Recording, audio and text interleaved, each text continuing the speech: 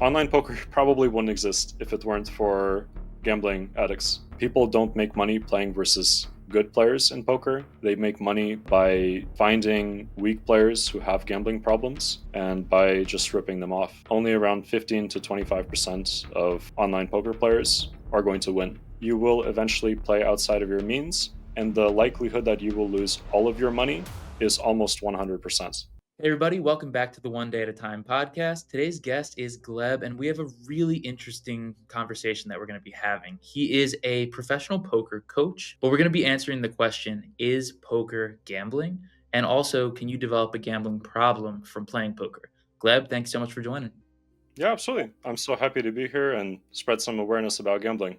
I really appreciate it, man. And, this is going to be one of those conversations where there might be some questions coming out from me, just from my perspective, being in recovery from a gambling addiction. But I'm really thankful that you wanted to come on and answer what might be hard hitting questions, is what I'm getting at. So thank you.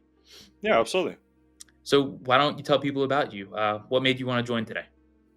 Yeah, so I've been following your content for some time. Personally, I am a professional poker coach, so I have a bit of a different perspective than a lot of people you might have on the podcast. I have definitely seen some things in the poker world that make me a little bit uncomfortable. I was playing professionally for some time, and I know how ruthless the space can be.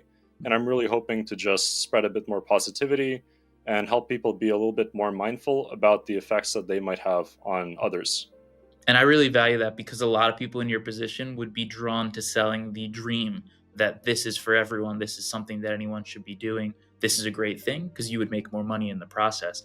What was the thought behind that? Why are you comfortable sharing, the negative sides of your industry? It's definitely a tough question. I just feel a little bit conflicted in my day-to-day working in poker because I know that a lot of money that professional poker players make does come from gambling addicts. That's something that I'm sure we're going to talk about at length in today's call. Like I mentioned, I just really want to sort of dispel some myths there are in the space. I know watching your content that there's a lot of people who believe that poker is different from gambling. There's a lot of people who think sports betting is different from gambling. And to be fair, I've never done sports betting myself, but if it's anything like poker, it's still going to be 95% gambling and maybe 5% something else. And a lot of people who start playing poker, the money comes from somewhere, right? So a lot of people are going to still lose in the long term, and it's not very good, especially when you consider a lot of other aspects about playing poker. Well, why don't we start with your own experience with poker, with gambling, and maybe with problem gambling? What was your early experience like in the poker world? Yeah, so I started playing poker when I was 16 years old, online poker when I was 16 years old. I remember I would play in high school, so I had a little notebook, right, a little laptop, and I would play on a really shady poker site called csgopoker.com using the skins, right? So Valve hooked me onto it, and I lost like $50. It wasn't anything big. It was definitely more just something to pass the time. I wasn't really happy in school, and that competitive aspect was something that was instilled in me from a young age. So it naturally made sense that I would stumble across poker. I considered myself to be a smart kid. I had a really big ego at the time. So I thought, hey, I'm going to play poker. I'm going to beat everyone. I'm going to make a bunch of money, do all that sort of stuff, right? When I was in high school, I was playing for very, very small amounts of money. It was never a problem. When I turned 19, which is the legal gambling age in Canada, I got a PokerStars account and I started betting a lot more. I didn't have a lot of money at the time. The money that I put in, I lost, but it wasn't a significant amount of money at all, right? It was just a few $100s. But I wanted to win, so I put a lot of work into improving. COVID hit, and around that time, I started taking poker a lot more seriously. I had a lot of time in my hands, and I figured I'm just going to go ahead and study and give it my all and try to move up in stakes. And that is exactly what happened to me. So I was fairly successful. I wasn't as successful as a lot of people who I know, but I did achieve, I think, personal success, or what felt like personal success at that time, where I was actually able to move up in stakes and feel comfortable and feel like a winning player against other good players. and make a little bit of money doing that. It is something that I wanted to pursue as a career full time, but fairly quickly, I think I started to realize just how negative the game is for your mental health, especially when you're playing it professionally for a very, very long time. I can only remember very clearly a few moments in my poker career where I didn't feel either too good or too bad, if Mhm. that makes sense. I was gambling for maybe 4 to 8 hours a day. I know a Mhm. lot of people who gamble a lot more than that. They just play poker all day, and I'm sure that's something we're going to talk about a little bit later on. But in poker, I always say to myself, you never break even. You either win a lot of money or you lose a lot of money, Mhm. just like any other form of gambling, I think. On the days where I would sit down and I would play my best and I would come out on top, I would feel really good, like I was on top of the world. And I did have a bit of an ego at the time. There's a huge competitive aspect to poker, which I'd love to talk about a bit later. It would feel like I was the champ, right? I was just the absolute king. It was really because I was dealt better cards than my opponents. And then you flip that to the other side, right? You have a big losing day and you lose a shit ton of money, despite the fact that you played really, really good. It made me feel like I was the worst poker player in the world. Mhm. And it was very, very much tied to my ego. And no matter how often you tell yourself, it's just variance, you just got a bad day, you had a bad few days, you had a bad week, even, you're still going to feel incredibly, incredibly, incredibly bad. And that's just due to the nature of the game. I would take breaks from playing, I wouldn't play every single day, but the time that I spent not playing, I would just be thinking about playing. I really had to stop playing poker for a prolonged period of time. And I have transitioned over to coaching, which is, it was such a nice thing for it to happen in retrospect, for me to make that switch. Um, but very clearly, I can see now that I did have gambling addiction. Mhm. Probably not to the same extent that a lot of other people had, but I was not clear headed at all, one bit. Yeah, as you were describing that story, a couple of things jumped out. The first, before we dive too deep into anything, what part of Canada are you from? I'm Gotcha. originally from Ontario, and Ontario legalized online gambling quite recently. Got it. I asked because you didn't sound like you were from Montreal, but one of my first experiences with legal gambling was at I believe they call it the playground in Montreal. I can't remember. It's the Yeah. Montreal Casino, but it Hmm. was playing poker there. And when I was 19, that was a similar fixation that I had. It was like, I want to get in there and I want to be the guy. I want to prove that I know this game. And, you studied it a lot more than I did, in fairness, but I had the same thoughts. And it was like, can I use this to conflate ego and success? If I win, am I successful? And I made that a huge aspect of my life. Well, as it relates to the story that you told about your own poker play, that's definitely something that I can relate to. As I mentioned, one of my earliest experiences was playing poker in Montreal. And I want to tell you a little bit about that game because the story itself was just like a perfect example of knowing the strategy, doing what you perceive to be the right decision, and ending up losing, which is the reality in the short term. It was essentially that I was 19 years old. I went, and it was maybe 8 people at the table, but it was Texas Hold'em, and by the river, by the last card. For those that don't know poker, I had four of a kind, and I had Mm. like four twos, and I was like, "There's no way I can lose this. Like Hmm. I easily have to win it," and I lost to four eights. And it's like the rarity of getting a hand like that in a table where there's 8 people, I have to Hmm. imagine is statistically quite small. And Hmm. then getting beat by the same style of hand, in that it's just like one of those early memories I have where I thought it's just bad luck. I'm gonna figure Mm. this out. And then I just kept going down that rabbit hole for so long with this fixation of wanting to win everything back. I played poker in a couple different places around the world, and I've seen the same couple caricatures of people in the room, and I'm wondering if you can remember any types of people, but people that portray intelligence, people that portray wealth, but are really down to their last couple dollars. And after a loss, you start to see that as they're beginning Mm. to show cracks of reality. Like they'll Yeah. start getting mad at the dealer. Like these kinds of things are obvious signs of a gambling problem to me. Do you have any memories of when you were playing of people around Hmm. you that kind of fit that? Yeah. No, absolutely. 100% I do. Actually, quite recently, I wanted to do a bankroll challenge for my YouTube channel and go from low stakes to high stakes again. I quit it because it just takes far, far, far, far, far too long to do that. But when I was playing lower stakes there was one player at the table. I don't know if they were drunk, but they were very clearly having a difficult time and they were quite chatty. So maybe they were intoxicated. And I won a big hand versus them. They got unlucky. I had a better hand. They had a strong hand. It sounded like it just completely broke them. Instead of, just chatting a little bit here and there, and they sounded very, very defeated. Like, this is really bad luck. Like, what's happening with me? They were saying a lot of things like, I'm so much better than you. I should be playing super high stakes right now. And I just offered to give them their money back, right? I was very understanding with them. I suspected that they were really having a difficult time. And as somebody who has gone through big periods of losses before in the past, I know precisely how bad it feels. This person was talking about money a lot and they were asking a lot of personal questions about finance. So I suspect that they were not in very good shoes. I offered them very quickly to hop onto a different table and just give them all of their money back right away, but they wouldn't accept it.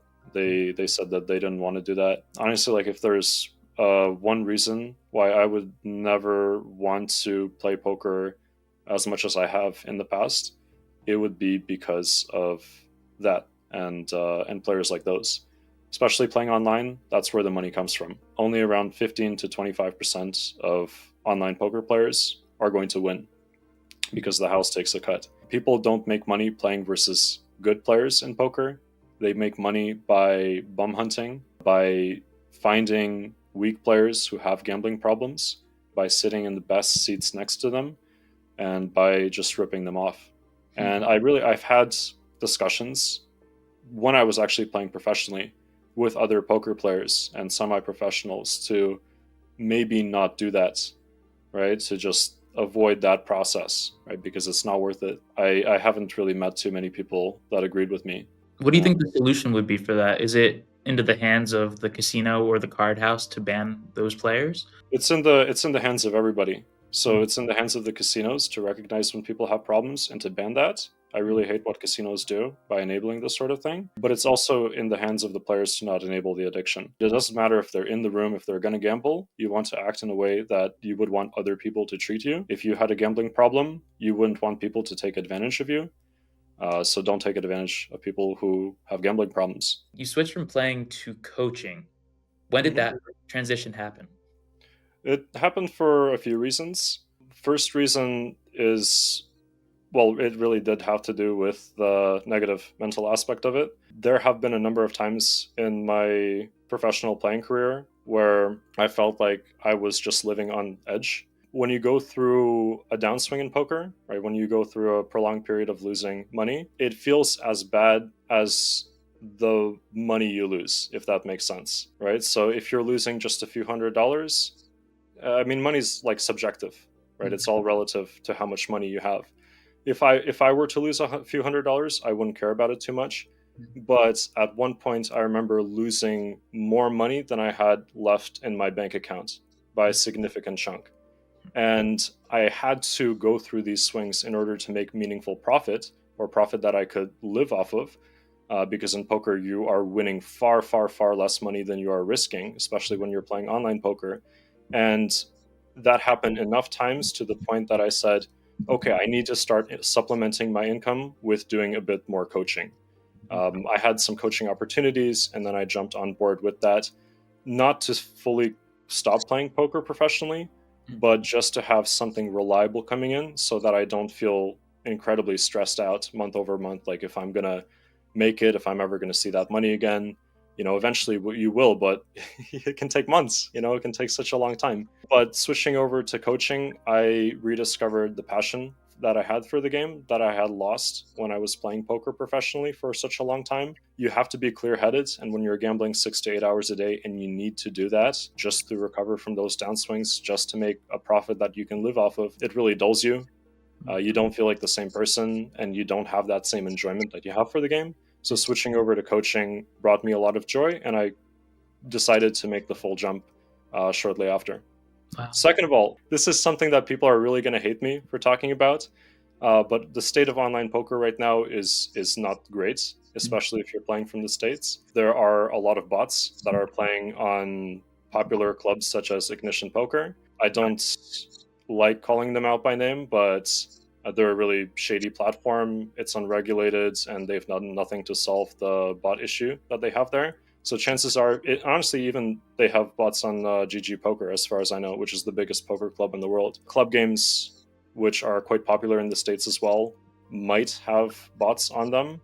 And the bots are designed to take money from regs, from winning players, and then feed them back to the fish. And then the operators make a lot of money because they make money from rake.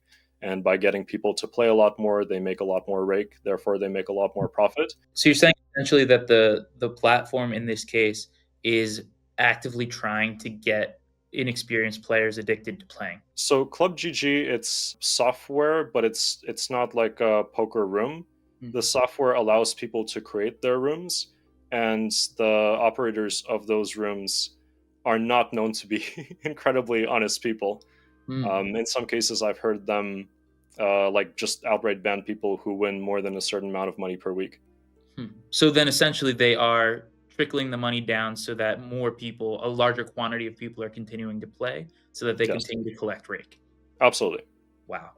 That Yeah, is it's really shady. indeed. Yeah. When you were feeling this negative mental state towards poker when you were playing professionally, would you say that that was a commonly held feeling amongst professional players, that there was burnout, frustration, feelings of negative mental health?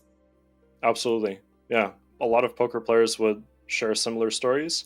Mhm. But when you're in a community of people who are taking this game really seriously and have um, like a big ego attachment to this game, it turns into a really toxic environment where nobody talks about it. Everyone just has like this work yourself to death mentality that I think is absolutely brutal for even professional poker players. If you know how negative it can be on someone, how do you reconcile coaching people to enter that environment? Hmm. So I'm currently coaching people who are playing professionally or semi-professionally, Mhm. and I want to do good for my clients, right? I want them to improve and to play better. I'm not necessarily contributing to the like most amount of good there. I personally really love the game, and I just don't have a good a good answer for that question. Understood. Besides the fact that I don't feel 100% perfect with it. And I think that most problem gamblers, myself included, would tell you that we loved gambling. We loved the game that we were playing. You know, it's like I don't hate gambling. A lot of people watch my content and they think I hate gambling because I'm telling you, you can get addicted to it. I wouldn't have gotten addicted to it if I didn't genuinely love doing it.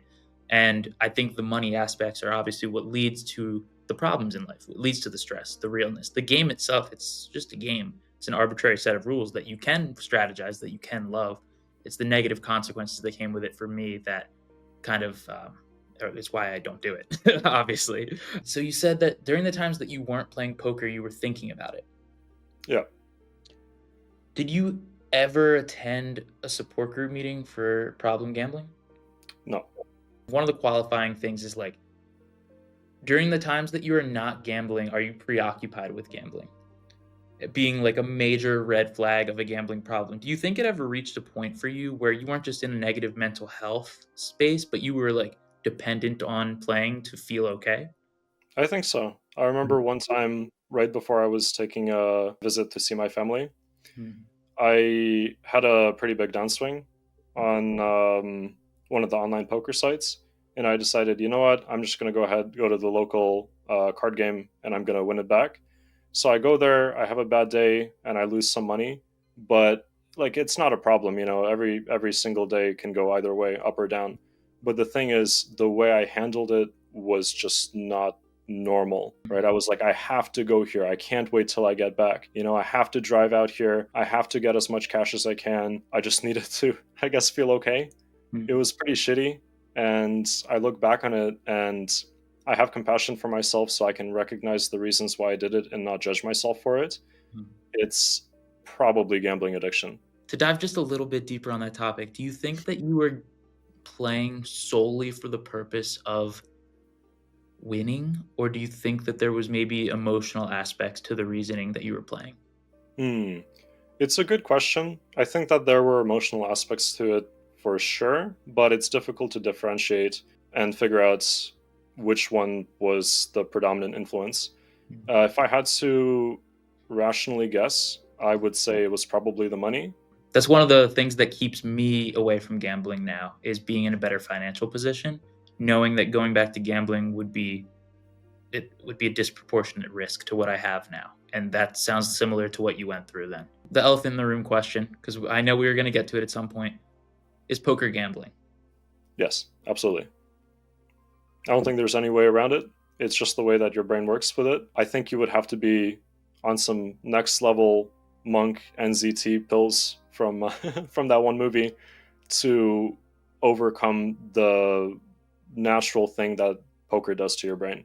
Can we talk about something real for a minute? If your gambling has started to feel less like fun and more like stress, trust me, you're not alone. Millions of us know what it's like to say, just one more bet, or feel that urge that's really difficult to explain. That's why I'm excited to tell you about eVive, a sponsor of today's video. Think of it as having a recovery companion right in your pocket, someone who actually understands what you're going through. No lectures, no pressure, just practical tools and genuine support when those challenging moments hit. Download eVive now and you'll get guaranteed free access through 2026. Not a trial or a limited version, but the complete platform, completely free. Because eVive believes that everyone deserves access to support that works for them. Download eVive today and take the first step towards changing your relationship to gambling. eVive is only available in select countries. I remember doing one of those poker solvers. It was a part of a course that I had from, I can't remember the name of the guy. His name was Doug. He was a Doug Polk? younger guy. Yes, Doug Hmm. Polk. He had a poker academy, and I did that when I was in my gambling addiction. I remember feeling like I was learning all the technique. I was learning what I needed to do. Then I'd go do it and I'd lose. You mentioned you think it's 95% luck is what you said originally versus 5% skill? I think so. I mean, the best poker players will maybe have like a 51% chance to like 55% chance of having a winning day. I think 55% is like way on the extreme. I guess a good question might be, what are the common signs that someone selling an online poker course are trying to scam you? I do know a lot of poker coaching material is just meant to be something that you can digest and you can feel good digesting it. And Mm. it's not necessarily information that's going to help you win immediately. Not to say that the content's bad, but definitely the content is oversold and it's marketed as like the end all solution when it's probably far from it. Okay, noting that throughout your consulting, you're seeking to help people play theoretically perfect poker, play mathematically correct, and make the best decisions that give you the best chance, and noting that it Mhm. can still come down to luck in the end. What makes it such that a problem gambler would never be able to be a successful poker player?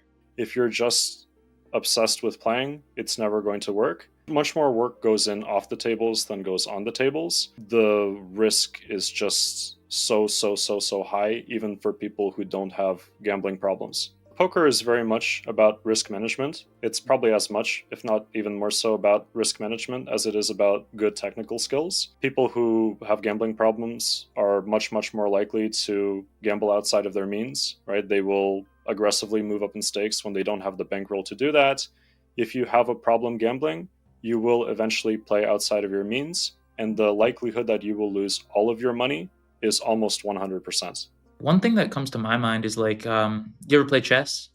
Yes, competitively as a kid. That's Well, where this started. Well, then you know. Okay, right. So Mhm. when you play chess, you get a score. You have a Yeah. score that correlates to your level of skill in that game. Poker, you're not correlated by score, you're correlated by buy-in. So when you're Mm. talking about tables, you're talking about you're playing where you can afford to play, not where your skill level dictates. Theoretically, you could find someone who's the best poker player in the world playing at a table for $2. Why not have an ELO for poker? It's difficult to implement it. To beat poker players, you don't have to be the best one in the room, you have to be the best one at the table. The skill would just go up when you're sitting against worse opponents.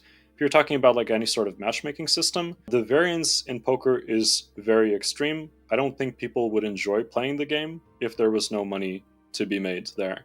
Like if you just have the six best people in the world, why would they play 500,000 hands against each other? And that's how long it would reasonably take for you to figure out which one of those is the better player. Wow. Um, yeah, it just really wouldn't work. Variance is absolutely crazy in poker. So then, without either gambling addicts, drunk players, or players who are in a bad mental state, poker games wouldn't theoretically be enjoyable to good players. I think so. I mean, good players play against each other all the time, like heads up players. Online poker probably wouldn't exist if it weren't for gambling addicts. That's how I feel about casino games from a different perspective. That's how I feel about sports betting from a different perspective. But it comes down to, without the financial incentive to win very large, the enjoyability of just being good at poker doesn't cover the reasoning for playing. Maybe for some people, not for me. I love studying the game, but when you play it, it can get repetitive very quickly. Right, 500,000 hands of anything is gonna wear people out pretty quickly. So when people look at online poker, you say there's like lots of bots that are going into it that are essentially unbeatable. There are reasons that Hmm. people are going to lose their money. Another reason people might lose money in online poker. What does that system really look like practically? And like, is there any regulation behind it at all? The problem with cheating in online poker, whether it's a bot or it's just somebody who has software open, is that it's not illegal. Therefore, it has proliferated in the past few years. It depends where you're playing. So, poker rooms are very different in terms of their reputation. The options available for online players are very, very bad unless you're in a handful of regulated states. I'm not going to say which platforms are good, but I can tell you which ones are bad. Stay away Sure. from Ignition Poker. Stay away from club games, including Club GG. GG Poker, I think, likely has bots on it. I've seen some people's findings that indicate that this is the case. Definitely stay away from shady sites. Stay away from poker in general, I would say. Stay away from gambling. Well, Gleb, thank you so much for joining. For obvious reasons, we can't plug your coaching service here, but I Oh, yeah. appreciate I you. wouldn't want that either. I appreciate it. And I appreciate you taking the time to shed some perspective on the realities of gambling and poker because, a lot of times when I talk about it, they're like, you were just a shit gambler. But you're a Hmm. professional coach and you're telling people this is a way to lose money. So I really Thank you very appreciate much. the insights. And to anyone that's watching that wants to hear a story of gambling addiction, check out this video. Let's keep getting better together, one day at a time.